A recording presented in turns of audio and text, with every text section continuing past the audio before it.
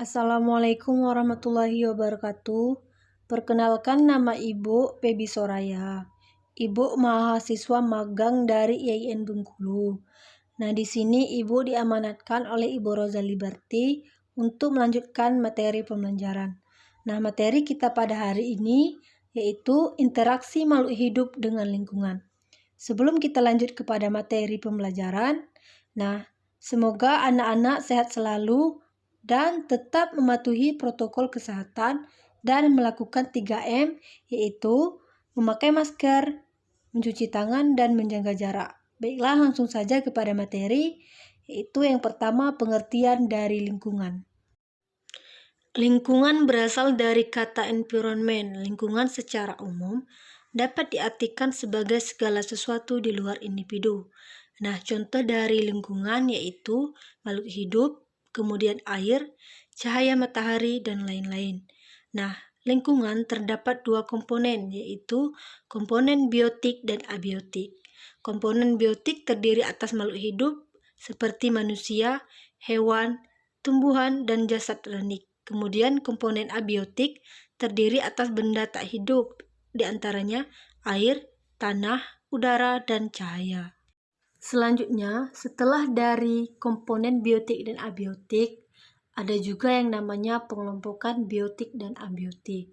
Nah, yang biotik yaitu ada alga, bakteri, kemudian cacing, pohon mangga, dan kucing. Kemudian yang abiotiknya ada air, tanah, udara, cahaya matahari, batu, besi, dan lain-lain.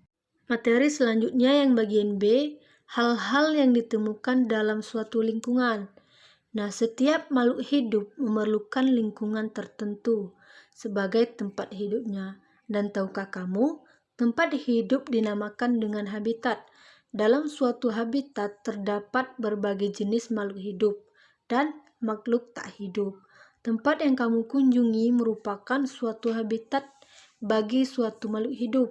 Pada tempat tersebut akan terjadi interaksi antara makhluk hidup dan makhluk tak hidup. Nah, yang C yaitu interaksi dalam ekosistem membentuk suatu pola. Yang pertama, interaksi antara makhluk hidup dengan makhluk hidup lain. Nah, interaksi makhluk hidup dengan makhluk hidup lain dapat terjadi melalui rangkaian peristiwa makan dan dimakan, seperti rantai makanan, kemudian jaring-jaring makanan, dan piramida makanan. Selain itu, melalui bentuk hidup bersama yaitu simbiosis. Baiklah, selanjutnya rantai makanan. Rantai makanan merupakan perpindahan energi makanan dari sumber daya tumbuhan melalui seri organisme atau melalui jenjang makanan.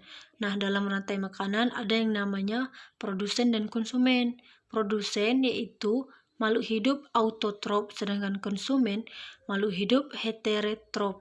Nah, contoh dari rantai makanan bisa dilihat pada gambar, yaitu ada padi, kemudian belalang, kemudian ada kadal dan elang, dan yang terakhir dekomposer atau bakteri.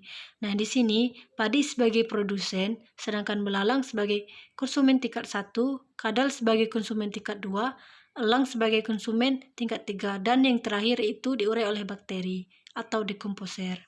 Yang kedua, piramida makanan, yaitu sebuah sistem yang menggambarkan untuk menampilkan informasi tentang pengelompokan suatu ekosistem yang membandingkan antara komposisi dan jumlah biomasa. Nah, untuk contoh dari piramida makanan bisa lihat di gambar. Nah, gambar yang pertama yaitu piramida makanan berdasarkan tingkat konsumen, sedangkan yang sampingnya itu piramida makanan berdasarkan energi.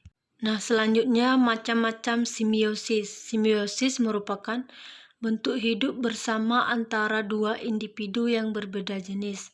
Ada 3 macam simbiosis, yaitu simbiosis mutualisme, simbiosis komensalisme, dan simbiosis parasitisme. Nah, simbiosis mutualisme yaitu suatu hubungan dua jenis individu yang saling memberi keuntungan satu sama lain. Nah, contohnya yaitu jamur pada pohon pinus.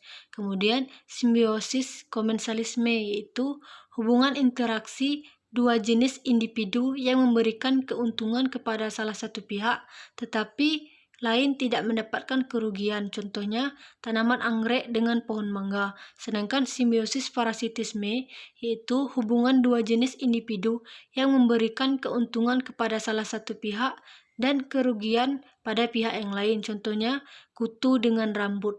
Yang ketiga, peran organisme berdasarkan kemampuan menyusun makanannya. Berdasarkan peran organisme dibagi menjadi dua. Yang pertama, autotrof, memiliki kemampuan mengolah makanannya sendiri, yaitu mengubah bahan anorganik menjadi organik. Yang kedua, heterotrof, tidak memiliki kemampuan mengolah makanannya sendiri. Contoh dari autotrof yaitu pada tumbuhan, yaitu tumbuhan berfotosintesis, sedangkan heterotrof yaitu pada hewan seperti sapi dan kelinci.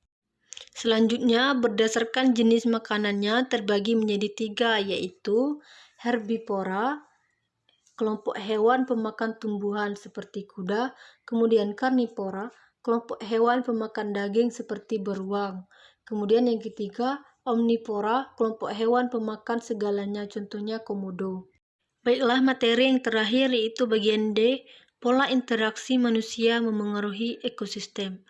Nah, yang pertama yaitu terdapat faktor-faktor penyebab perubahan lingkungan, yaitu faktor alam dan faktor manusia. Faktor alam, faktor yang dapat menimbulkan kerusakan antara lain gunung meletus, gempa bumi, angin topan, kemarau panjang, banjir dan kebakaran. Sedangkan faktor manusia, kegiatan manusia yang menyebabkan perubahan lingkungan misalnya membuang limbah yaitu limbah rumah tangga, industri, pertanian dan sebagainya secara sembarangan, kemudian menebang hutan sembarangan dan sebagainya.